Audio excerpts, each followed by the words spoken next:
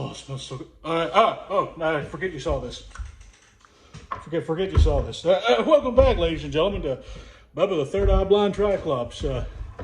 I know you guys have probably been seeing way too many videos of me today. Your news feed's kind of filling up with me, and I apologize, but I've just been in a video making spree today, so I apologize. And forget that. You didn't see that at all. It wasn't here. But guys, I wanted to talk to you today about two things. One was one of my friends DM'd me and said, why did you use that name?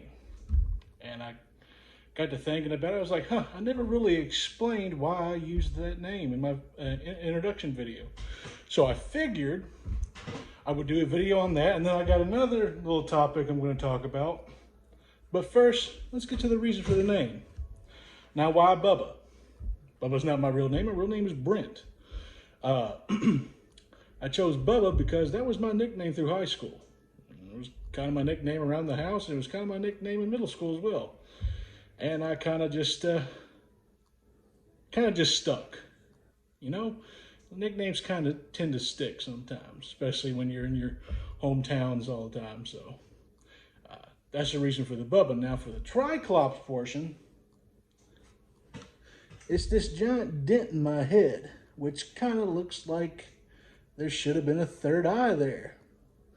Yeah, weird, right? Kind of concaved in there and stuff. Kind of looks like it was an eye socket at one point.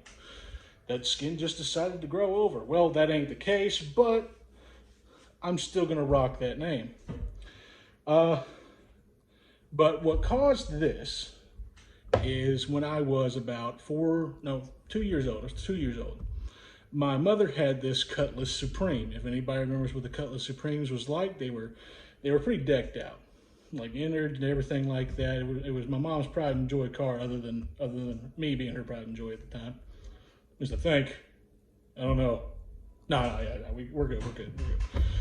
But the Cutlass Supremes in the back used to have a little bitty circle that had like the logo and stuff like that for the Cutlass and things of that nature. And this is back before they taught you to, well, now they've changed it to other car seats and stuff like that, but they used to not tell you to turn your car seat around.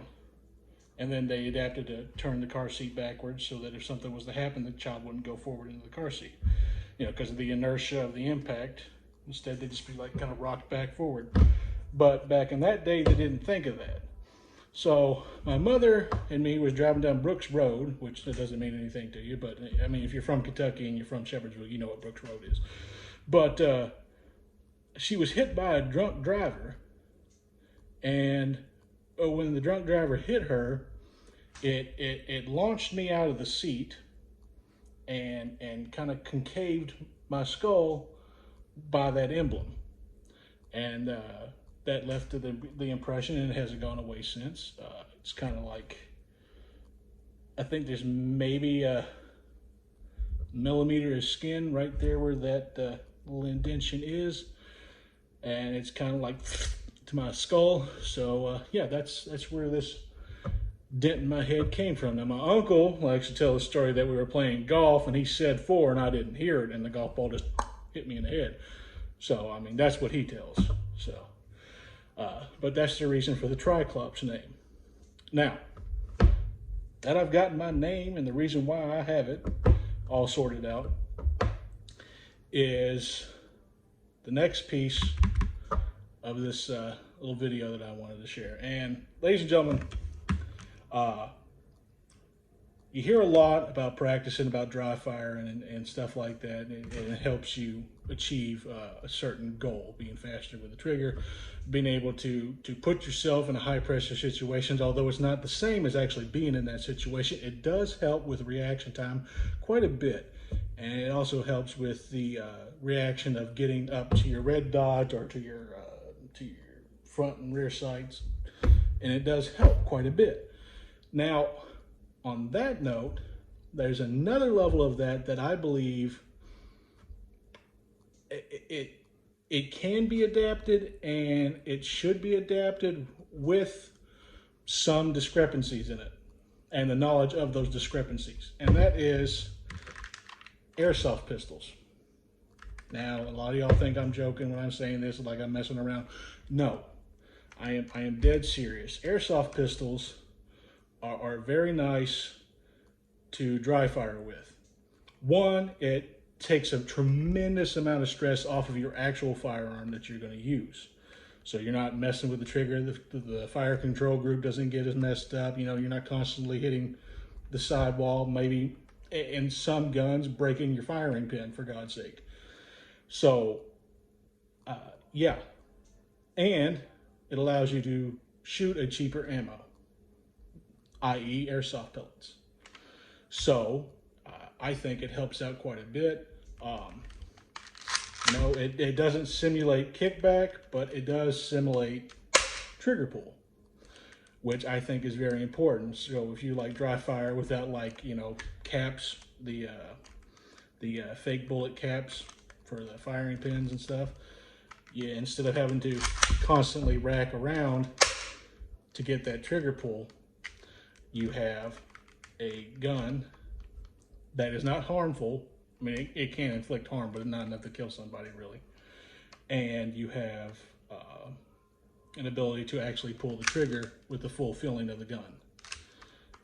Now, it's not going to have the knockback or the recoil of an actual firearm. That's silly.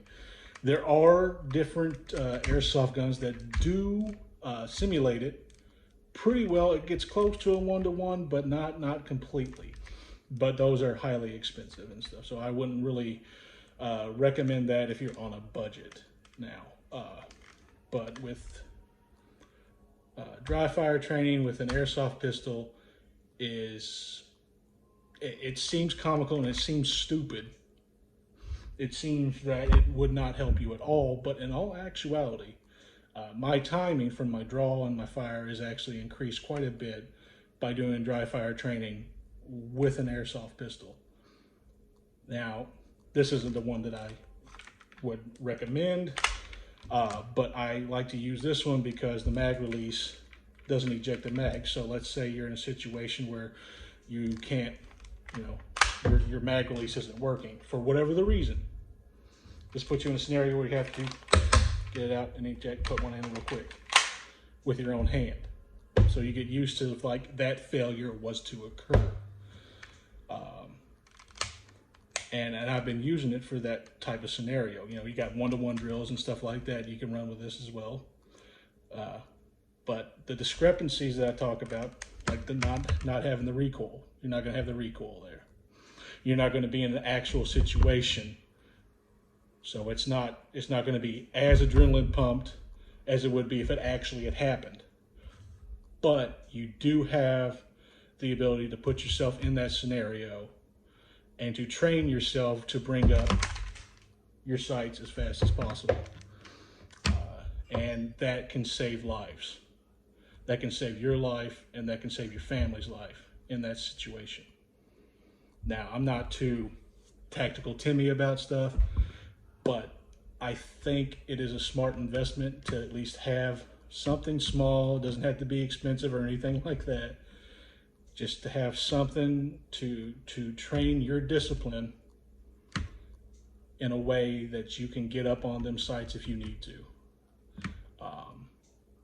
Just be aware, like I said, the discrepancies of doing this, which is there's no recoil, it's not a live fire round, it's not going to put you in the exact adrenaline rush that you will be in when that happens, because there's going to be an adrenaline rush, I can guarantee it.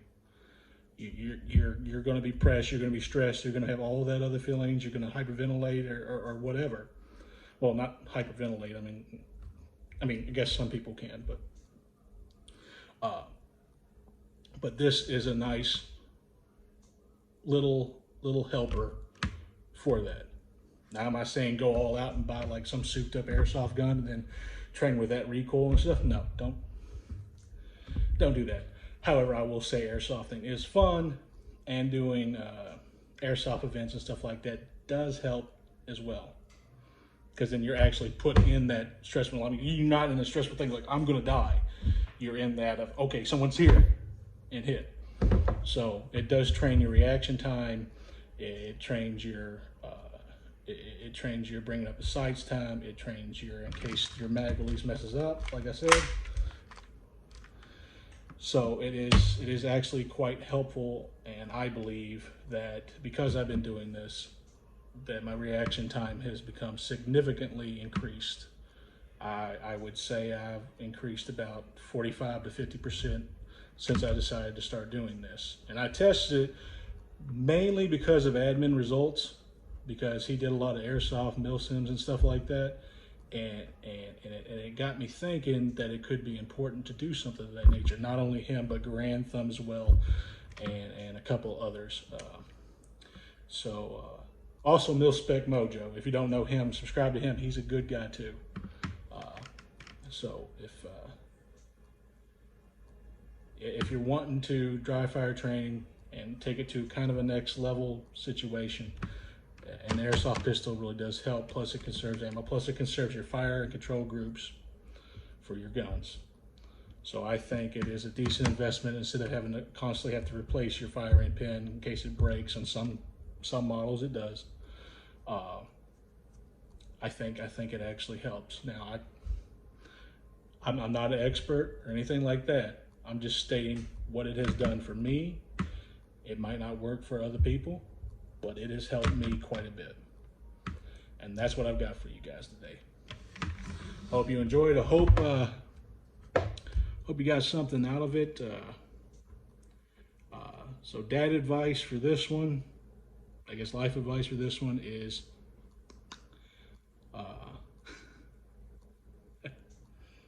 don't take yourself too seriously. Don't.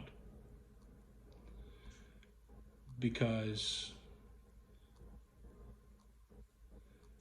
you tend to get too high strung when you take yourself too seriously.